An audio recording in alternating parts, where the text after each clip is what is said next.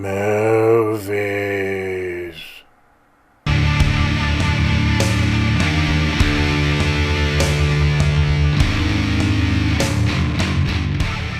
Hey everybody, what's going on? Welcome to an all-new Talkin Movies. As always, I am your host, the real Geno Reynolds, and today we're going to be talking about the horror comedy The Dead Don't Die. Now, I'll do my best to not spoil everything about this movie, but there's some things that I just have to talk about because this is kind of a weird movie. For those that don't want anything spoiled, I will say this. If you like really deadpan humor, you might like this movie. You'll understand the jokes it's trying to tell. You'll catch a lot of the end jokes. I think there's a lot of enjoyment to be had with this movie. That being said, this is one of those movies that I enjoyed it for what it was. I understood what it was trying to say. I'm glad I saw it, but I probably wouldn't watch it again. So for those that don't want spoiled, that's all I'm going to say like that. But what this movie is about is this peaceful town called Centerville. And it's just small town, middle of nowhere kind of place. And you have just all these different characters, just different kinds of people. You have the hardware store owner, you have the racist farmer, you have the cops, you have the diner people, the gas station attendant who's also kind of the geeky collector. There's just all sorts of different characters, tons of characters. And when reports on the news start talking about how Arctic fracking isn't a problem and it's great for profits and it gives people jobs, it turns out that apparently that this fracking is messing with the environment and causing the days to go longer, and it's causing also zombies. So that's the premise of the movie. Now, this movie is from Jim Jarmusch, who was the director behind some movies that I really liked. Ghost Dog, The Way of the Samurai, Only Lovers Left Alive, Patterson. So I wasn't sure what to expect, but I liked those movies, so I was hoping for something I really enjoyed. And again, I enjoyed this movie for what it was, but it wasn't everything I hoped it would be. In a way, it's just making fun of zombie movies in general, because the zombies in this movie are tropey zombies. They move slowly. They walk around saying a single word, right? But instead of saying like brains, these zombies will gravitate towards something from their life. So, because the first two zombies we meet, they kill two people in the diner, the two workers, and then they want coffee, and you get more characters like that, more zombies like that will all gravitate towards something. There's one dragging a guitar, and he's like, guitar, you get the idea. I don't need to go through all of them, but So the zombies are at least different, and they're kind of making fun of the zombie genre. When it comes to the characters, the biggest problem in this movie is that there's too many characters, and really not a lot of them really matter. You get to know a few of them, but like the cops, you get to know the cops, and they're basically the main characters. But then you have the gas station attendant, you have the hardware store owner, and they have some things to do. But characters like the three kids traveling through town, they really don't matter too much.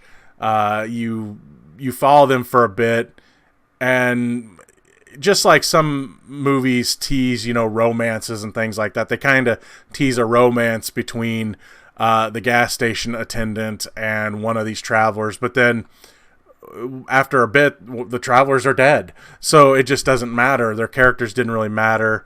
And that's I could say the same for the three juveniles in juvenile detention. They show parts of their story, but then they run off and we don't see them again. And it's just like, well, why are they here? They didn't really have any purpose to the movie. Same could be said for the RZA, who plays and I loved this in joke, the Woo PS driver. I got a kick out of that joke. So there's just little things like that. And there's all sorts of in jokes like that, by the way. Adam Driver's character has his keys have a Star Destroyer keychain on it. Nice little Star Wars reference. So there's just all sorts of little in jokes like that. So the humor, again, I get the joke they were trying to tell, because a lot of the humor just is playing on tropes of zombie movies. You have to kill the head, which is kind of the mantra, especially when it's being taught by the geeky gas station owner and Adam Driver's character, who is the deputy to the chief officer, which is Bill Murray. It's kill the head. And it seems like the geekier people, like Adam Driver's character and like this gas station attendant, they're more prepared for this, because it's something they are into. I've seen all the zombie movies, the gas station attendant says, things like that.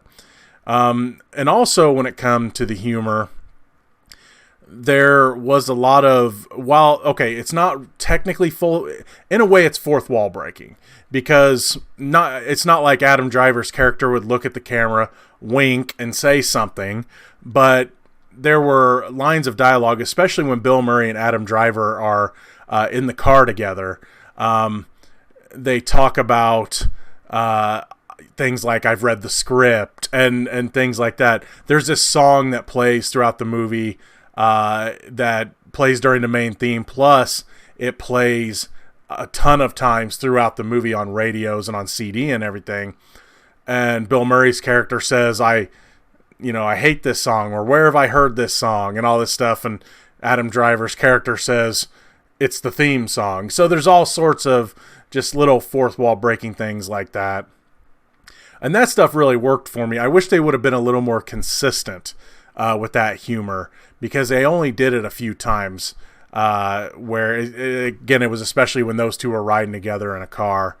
But I really did dig that humor. And then there's also a play on the script humor later in the movie, because we all know in Hollywood scripts can change. I'll just say that. There's all sorts of decent talent in this movie, and most of them get used effectively. Steve Buscemi plays Farmer Frank. He's the racist farmer, and of course he has a hat that says "America" or "Make America White Again," and it's of course red. Danny Glover is the hardware store owner. Rosie Perez is your typical news anchor. Carol Kane plays a zombie. She was pretty funny, and I mean, Carol Kane just saying one word is funny, and that's all the words she gets in this movie is one word. You get like Iggy Pop's a zombie. He's one of the coffee zombies. I think my favorite characters were Adam Driver's cop character, because he kind of seems self-aware because he's read the script. And also he keeps saying this is all going to end badly throughout the entire movie, and finally that just drives Bill Murray's character nuts. But I also loved Tilda Swinton's character. She's the head of the mortuary, and she's also into Buddha, and she's also into martial arts and swordplay, and she's just a very weird character. And even though I didn't expect her character arc to go where I thought it was going to go, it did. I had this hunch about her character, and I'm like, I wonder if this is going to happen with her. And I was like, no, well, this is a weird enough movie, but no, I just couldn't decide if it was going to happen. And then it happened. I'm like, okay, it happened. That works. And also it plays into some of the script jokes, and I really dug that as well. The movie, in a way, I wish it would have felt more like a Grindhouse film, because it does take place now, because Adam Driver's character has one of those little tiny smart cars, and one of the other cops has a Prius, and and then there's smartphones and everything. So it's not like it's taking place in the 70s or something like that. It's taking place now. But I wish it kind of would have felt more like a Grindhouse film. I was expecting it to, but really, other than a few scenes, there isn't any real big like fighting zombie scenes. There's a few scenes where people are running from them and things like that, but other than 2 or 3 big scenes, and they're not even that big, there just isn't a lot going on. This is just a very deadpan, slow movie.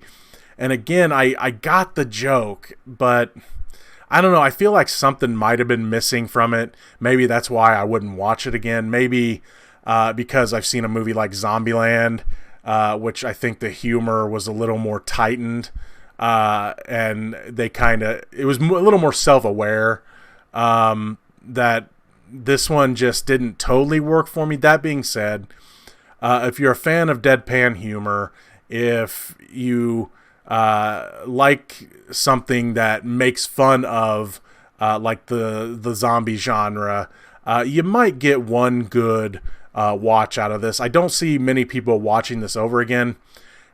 It may become a cult classic in the future. I don't know, but I could see it being that kind of movie. I traveled to see it. I wouldn't say it's worth traveling to see.